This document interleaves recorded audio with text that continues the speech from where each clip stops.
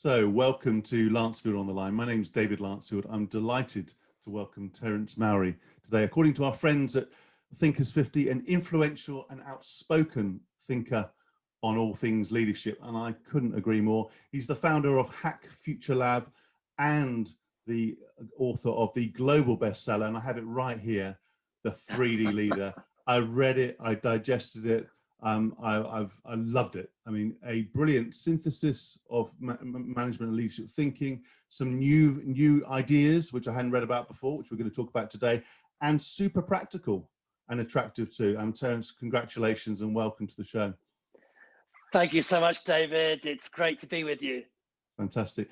Outspoken, I mentioned already. I'm looking forward to a bit more of that. I'm looking forward to learning from you on a topic I'm passionate about too, in terms of leadership. So you've talked about having a mindset, if you like, of disruption at an individual level and obviously at an organizational level. Picture this: you're a leader of an organization. You're thinking, yeah, I get the concept.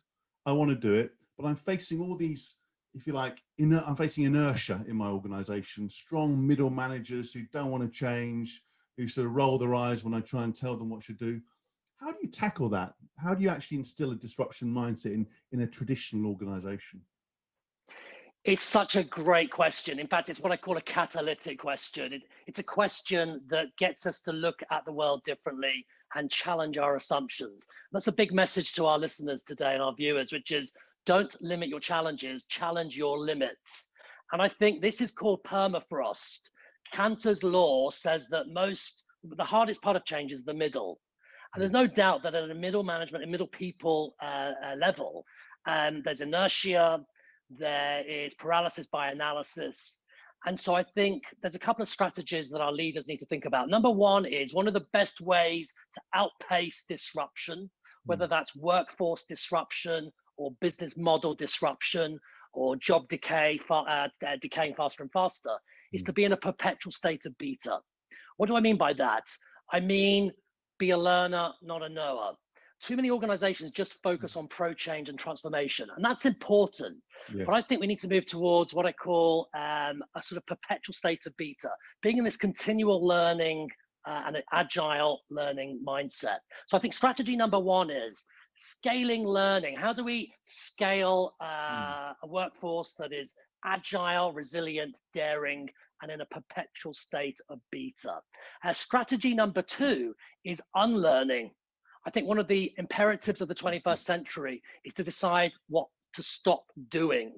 Yes. So for our listeners and viewers, what's your no strategy? It's impossible to focus. It's impossible to allocate limited attention and resources if you don't have a no strategy and decide what not to do. And then my third recommendation would be, you need to move from doing digital to being digital. My research at Hack Future Lab shows that right now, only 20% of FTSE 100 and Fortune 500 companies have replatformed to the cloud. Over the next 5 years, we're going to see this big strategy, which is all to do with perpetual learning, which is replatforming to the cloud. And what that means is moving from doing digital, so incremental, to being digital at the core. And this is all about mastering the new logic of competition. So these would be some initial ideas to kickstart the debate and get our listeners thinking about, are we a learning organization or a knowing organization? Wow, initial ideas. I'm blowing my mind already. It's interesting when you talk about learning. I think many of us would think of, oh, I need to go on a course to do it. And there are some fantastic online and offline courses. But I guess it's about learning on the job, actually, as you say, doing stuff. And I guess having the confidence and the trust from your colleagues to try some stuff out and actually properly fail sometimes. We're at this incredible inflection point, and depending on your personality type, this is either terrifying or exhilarating. What I mean by being in a perpetual state of learning is that we need to master the new logic of competition. What do I mean by that? We're now competing on learning. We're competing on ecosystems. We're competing on physical and digital or phygital. We're competing on imagination. And we're also competing on resilience, or as Nassim Taleb says, anti-fragility, not just bouncing back to the status quo, but actually absorbing the shock waves and growing stronger as a result. And then at an individual level, it is about, it's about how do we win the race to reskill and upskill. Another way to outpace the forces of disruption, and by the way, disruption is not a choice, is to ensure that you have a clear workforce capability strategy. And so our CEOs listening today and heads of department need to be asking questions such as, what is our strategy to win the race to reskill? You know, according to McKinsey, over the next 5 years, up to 70% of jobs will need some type of reskilling or upskilling. And so that's a cornerstone of my argument, which is winning the race to reskill and upskill, being in this perpetual state of beta. And also at a kind of more of a cerebral level, upgrading our mindsets, our heart sets, our culture sets. And so this is to do with mindset shifts as well. For example, from hierarchy to networks, from command and control to care and co-creation, from micromanagement to macro management. There's a whole shift, a whole tsunami of shifts that leaders need to grapple with in order to not just survive, but thrive in this new age of turbulence. Taking my breath away even more. Thank you. I guess some companies and some leaders have grown up with these mindsets and beliefs, however well they practice them. But I'm thinking of some of the sort of, not always bigger, but some of the bigger organizations that are maybe household names that have a lot of entrenched, bureaucracy, all the opposites of things, command and control, all the opposites of the shifts that you just described. I guess my provocative question is, do you think it's possible? Do you think actually these traditional companies can make those shifts, or are they just going to decay, waiting for the others to sort of disrupt them and take them over? It's a great question. I did some work last year with HSBC and discovered that internally, HSBC stands for how simple becomes complicated. Right. And most organizations are still competing on protecting outdated legacy. And this is a 20th century strategy imperative. And so this is the risk and this is the opportunity. My research at Hat Future Lab shows that organizations today, so Fortune 1000, represent over $41 trillion of enterprise risk, at risk. And so the game in town, the question in town is, are you willing to start the new game before the old game has finished? For example, at HSBC, they've moved from 42,000 job titles to less than 22,000 job titles. But they're still fighting complexity with complexity. Gary Hamel, he talks about the BMI, the Bureaucratic Mass Index. And I think the big challenge for most organizations, especially legacy organizations, is complexity. Think about all the excess rules, protocols, processes that are unnecessary. And most organizations with 700 or more people have an average BMI, Bureaucratic Mass Index score of around 68%, which means it's innovation and return on intelligence, return on ideas suffers. So my direct answer to the question is, yes, it is possible. And the case study I'll relate to is actually an organization that has a 700-year history. It's called Stora Enso. It's a Finnish pulp and paper company, and its heritage goes back to the 13th century. Wow. And this is a company that's always been in a perpetual state of beta. It's a company that's always asking three questions. How many new business models, products, services, markets have we introduced? Question two, how are we moving from slow track to fast track? So compound annual growth rate, for example. And question number three is, how are we embracing new disruptors on the horizon? That could be regulatory, it could be competitive, it could be technology, it could be cost pressures. So this is a great example of an organization that could have easily just made the choice. And most big organizations by default end up just protecting their legacy rather than focusing on reinvention and new growth engines. More recent examples, so that's Stora Enso. More recent examples, well, we talk about Microsoft at Satya Nadella, 2 years worth of transformation in a couple of months. But also other big companies like Nestle, Danone, BMW, New York Times. headed up by Mark Thompson. These are all good examples of big, complex, enterprise, legacy-driven organizations that I believe have captured the zeitgeist and are reinventing themselves before they're forced to. Yes. It's refreshing to hear that example, the finished example, because it dates back, as you say, such a long way. Because often when we talk about this disruption and this enterprise transformation, it's very easy to talk about tech companies on the West Coast, but actually there's lots of other, companies, yes, family owned, many of them, and not just listed companies as well. Companies that perhaps people have not heard of, I think often more refreshing and instructive than the same names repeated again and again. There's no doubt that there are some interesting insights from the Silicon Six, for example. That includes the Microsofts, the Apples, the Amazons. There's three in particular that I think are instructive. One is visionary capital. There's no doubt that big tech has this strong visionary capital, which is contagious. It means that when thousands of people are suffering from change fatigue, well, actually, when you have visionary capital, my research shows that the ability to absorb change at speed and scale is 3 to 4x faster, and the ability to be resilient and bounce back from shock waves is higher. So they have visionary capital, they have velocity. It's not just a buzzword. They really do focus on cognifying and creating these algorithmic organizations that their learning loops are simply exponential compared to most organizations. So visionary capital, velocity, embedded into the culture, algorithmic, digitized. And number three is vertical integration. If you look at Amazon or the Amazonification of the world, they've disrupted or attacked at least 13 different industries so far. And that's set to continue.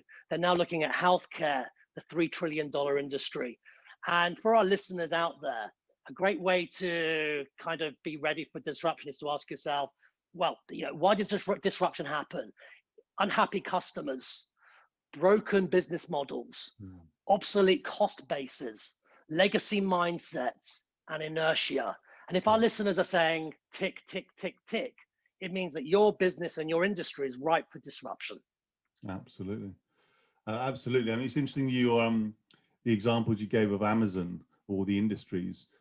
I think many of the responses of some of the legacy organizations, that's probably the wrong term, traditional organizations have a legacy mindset, is they try and create an Amazon strategy for themselves, which is the wrong thing completely. It's the wrong thing. But the Amazon approach is effectively, we have a skill set, we have capital, all the things you described. Why couldn't we do that? Whereas the legacy mindset is often hey, there's a degree of specialization in our industry that only industry players can know, which is clearly very limiting. I just want to move on to the leadership aspect of all this. I mean, it's a huge agenda. I mean, for some people, will be, as we start the year, a sort of, wow, that's an amazing agenda. It's exciting, it's daunting, challenging, stimulating. There'll be others thinking, that is just overwhelming. And you talk about in your brilliant book, you talk about thinking bold, choosing brave, and going beyond the three frames.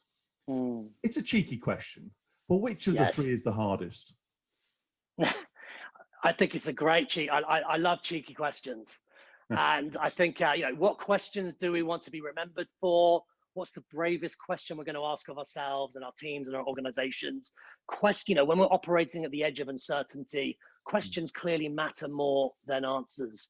And I think, they're all important catalysts. Bold is about scaling organizations that are diverse, ethical, so that that's bold. Brave is about creating that psychological safety for ideas to flourish, whether it's challenger safety or curiosity safety. And the big is about really reframing problems and challenging outdated assumptions about a business or an industry or about yourself. I think probably one of the biggest is the bold catalyst. And the reason I say that is I believe that education systems today, so right from an early age, at the age of 4, according to a Stanford University study, a child will have divergent thinking skills of around 98%. It's a superpower, literally. But by the age of 24, it's 4%. Most of that creativity and curiosity, which by the way, I define as the gap between what you know and what you want to know, is educated out of us because of the education systems we have in place. And so I think one of the imperatives to thrive in the 21st century is to really start with our education systems to make them more resilient and future fit. As Yuval Harari writes about in his book Homo Deus, what can we give our children and our future leaders? Well, in a world where many things will be automated, actually, one of the greatest gifts is reinvention. And this is what the bold mindset is all about, being this perpetual state of beta, because that's difficult to automate. So those qualities of imagination, curiosity, compassion, empathy. One of my mandate for 2021 and beyond is really about sort of human first movement. I think leadership today, the leadership models today are outdated and mostly broken. And the numbers tell the story around that. 1.9 billion people on the planet disengaged, 900 billion people mentally quit the job but haven't told their bosses. 58% of people believe that business models are broken.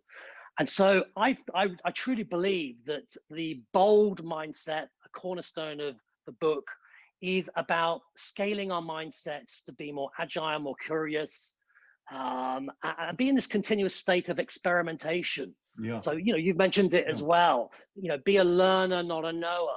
And when you look at it that way, it makes life so much more exciting and richer. And enjoyable. And it's a big part of our lives. Actually, our lives more enjoyable, not just our work days. Exactly. But I guess if I was being a sort of devil's advocate for a moment. Yes.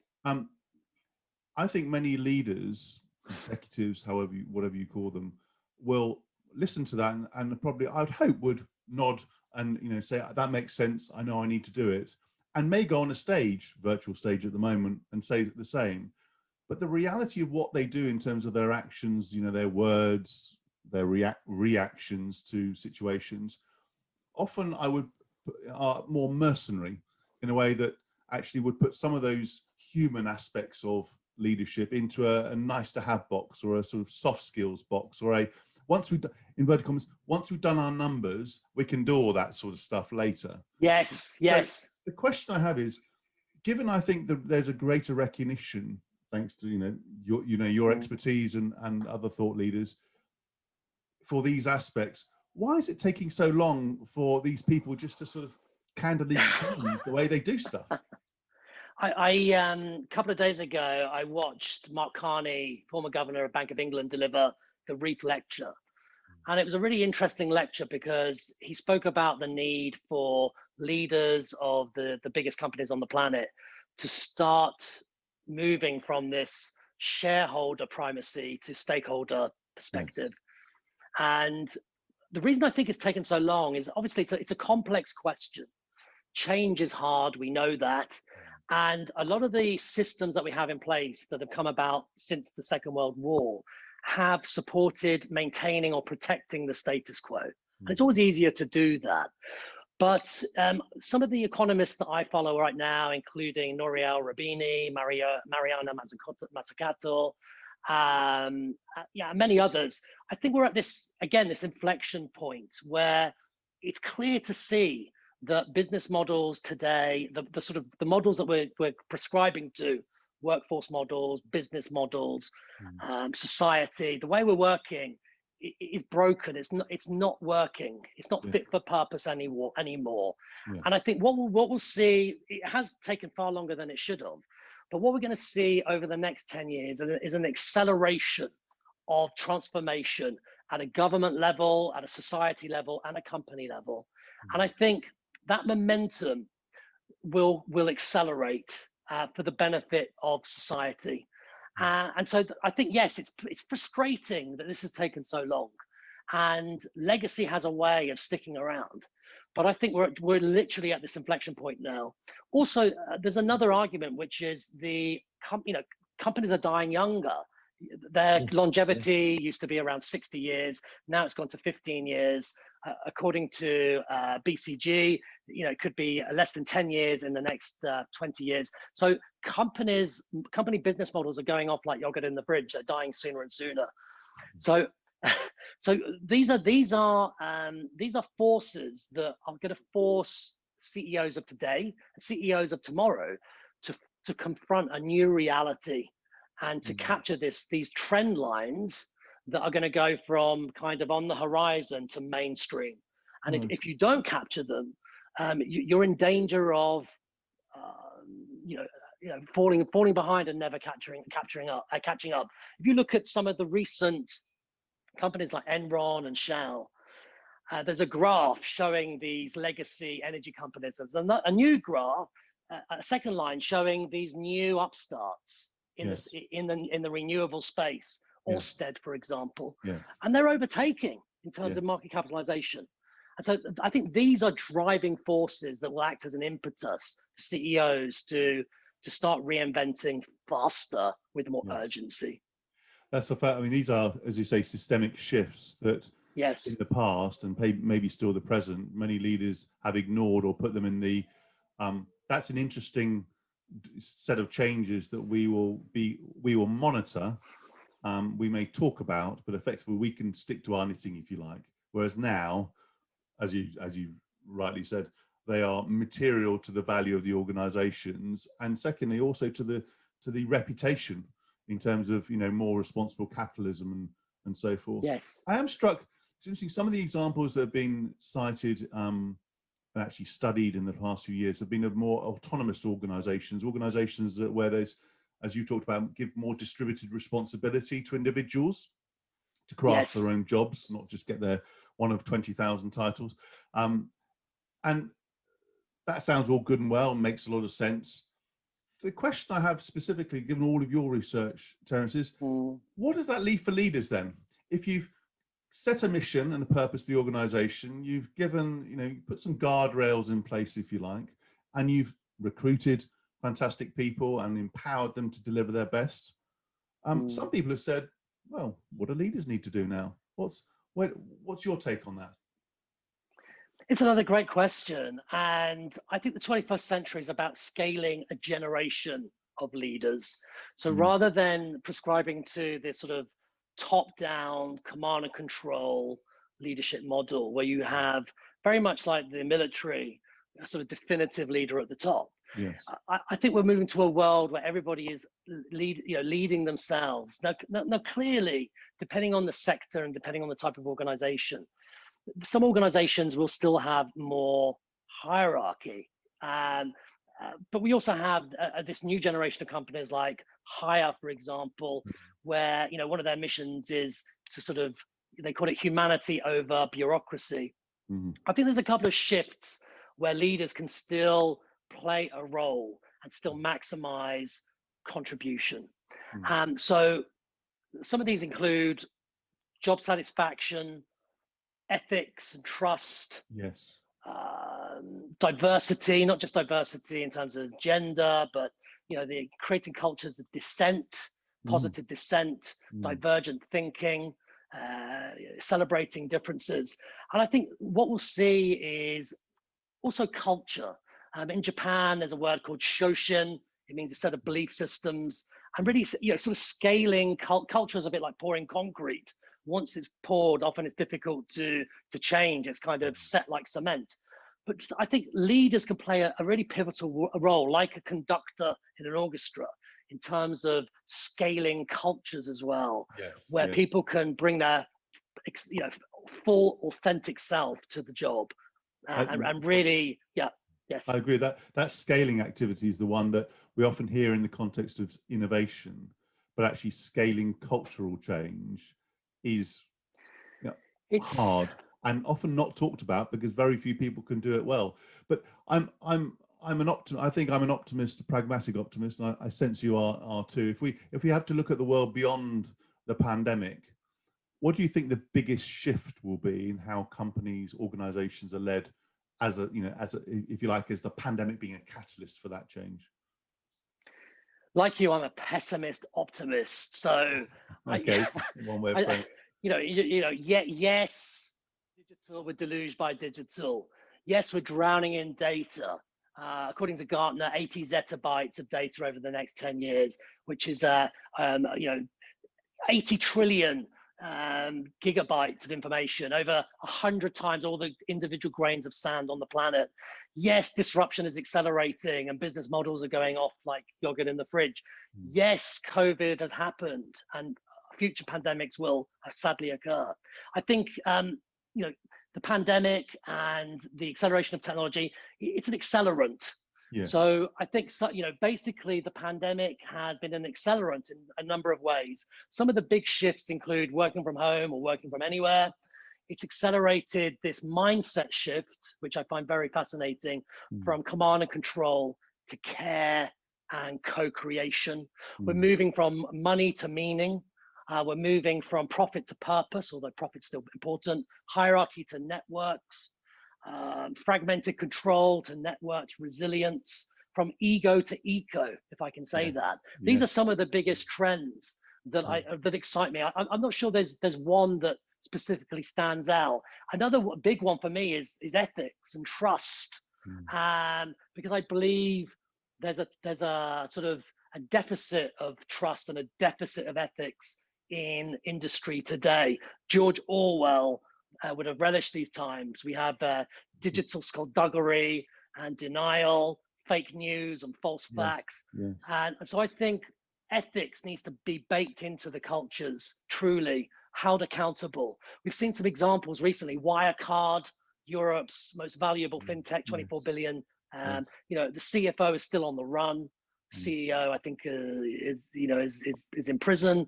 We've seen FIFA, VW. So I think ethics and trust need to be at the heart of organizations. Couldn't agree more. I couldn't agree more. That's a big shift, because I think everyone would say that ethics are important to any form of organization for the reasons we'd know. But if you look at practically how it's been discussed, debated, actioned in organizations, it's often being, if you look down, it sounds very traditional, the agenda item is right down the bottom, whereas now it's right at the top and right in the center. These are tectonic shifts, there's no doubt about that. And there's still, I think, the criticism of purpose whitewashing, for example, and talking the good game is still justified to a degree.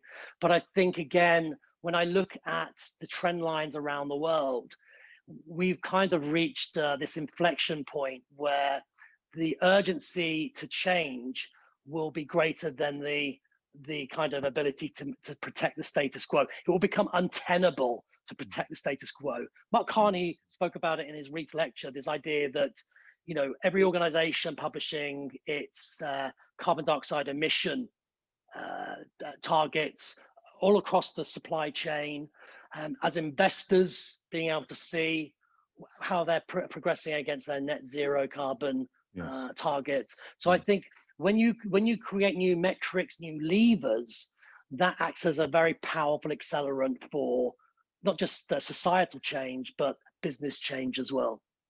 That's a great point.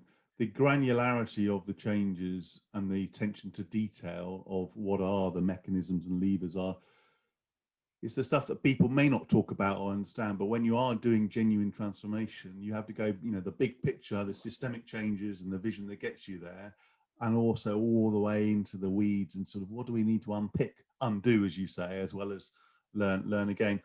But let's shift again. You've talked about shifts. I'm going to try and practice what you've been encouraging me to do.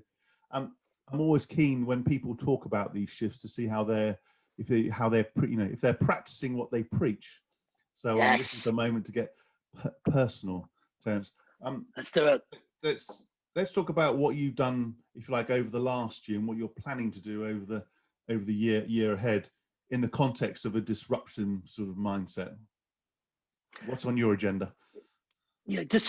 Change. It used to happen as a breeze. Now it feels like a Category 5 typhoon, and I can directly relate to that. And it's true that often, you and I, we speak and write about leadership and disruption, but then actually being a principled practitioner is sometimes trickier.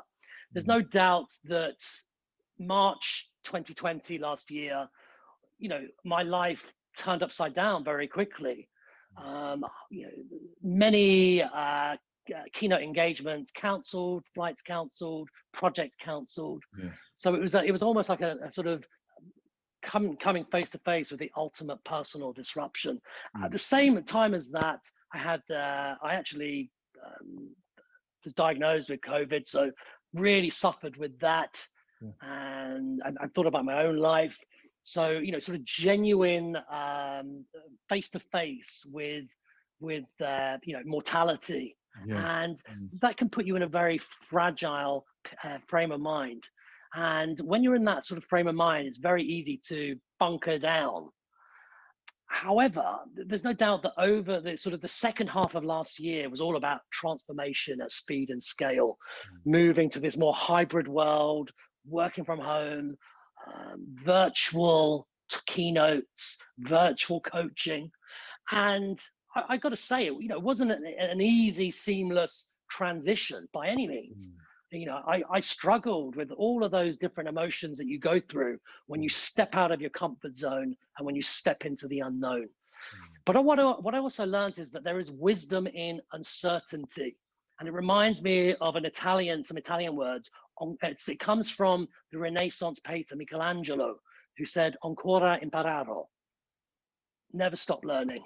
I've still yet to learn. And what 2020 reminded and reinforced for me is there's always opportunity in crisis, always opportunity in crisis. And specifically what that's meant for me is a new book publishing deal. It's meant a new growth engine, new revenue stream with virtual online events. And it's made me feel more resilient at a very kind of visceral level. I feel more resilient about the future now that I've been through really tough times. Fantastic. I'm sorry to hear all of that, but I'm pleased that you've come through it with a, as you say, that greater degree of resilience. And your biggest hope personally for 2021? I'm going to give you a sort of bonus. So my personal hope is, I think 2020, and we've kind of known this for a long time, but 2020 has really turned a spotlight on the importance of mental well-being. And I think we need to make that a priority in our personal lives and with our friends and our families and our kids. So, protecting well-being, nourishing it, investing in it. If we're lucky, we get around 28,000 days to live. This is not a message to scare our listeners, but 28,000 days is about 80 years of age. You spend a third of that asleep. Very easy to waste time and energy. So well-being, I think, is my biggest hope at an individual level and a business level. And then the second hope is that we continue to sort of scale compassion in our society. I observed, for example, that supermarkets now have this window in the morning for seniors, for elderly people to shop. And I thought, what a great idea. And why haven't we done that before? Indeed. So I think this kind of this shift towards a more humanity first, compassion, genuine, embedding it in our cultures, our systemic sort of overhaul, putting compassion and empathy and well-being at the core. This is my greatest hope, not just for 2021, but for the next 10 years and beyond. That's very moving. There's so much that's refreshing and indeed riveting from what you're saying. What I come away with is not so much the shifts, because I've heard and read those before, but they are. Every time you say it, you bring in brilliant, examples and statistics and so on. But actually, it's about embedding it and making it real. You keep talking about, rightly, how do you actually make it tangible? How do you scale it? How do you make it real? So it's not just a concept, an idea. It's something that transforms human lives, for the better, and that comes across, very much. For me, it's I truly, I know that you've had personal challenges, and that continues, and I have as well, and it's. In Finland, they call it sisu, Viking spirit. And it says alchemy of purpose and hope and daily courage. And I think there is a gap out there today. There's that knowing, doing gap, or talk to vision gap, and really making things tangible.